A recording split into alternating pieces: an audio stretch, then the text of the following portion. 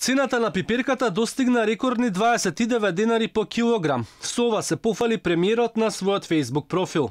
За 93% е зголемена откупната цена на пиперката од 15 денари во јули 2015 на 29 денари за килограм оваа година. Земјоделците и производството на храна се наш приоритет. Напиша меѓу другото Зоран Заев на социјалната мрежа. Но поскапите пиперки не се добра вест ниту за граѓаните, ниту за земјоделците.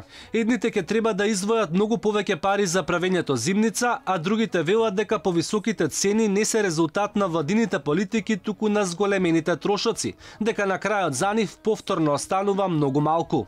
Ова година ќе има доста добар квалитет од црвената ајварка која викаме ние куртова капија.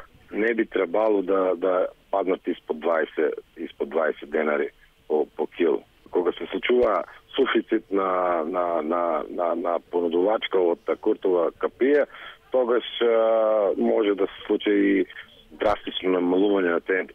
А после 20 дена, пример, кога ќе помине онај ударниот бран, ќе биде дефицитарно и ќе нема пиперка, а ќе има високи цени. Земјоделците веќе плаќаат поскапо гориво поради дополнителната акциза, а зелената нафта дури сега почнува да се точи. Речиси 3 години по ветувањето и тоа со помала субвенција. 30 наместо првично најавените 50%.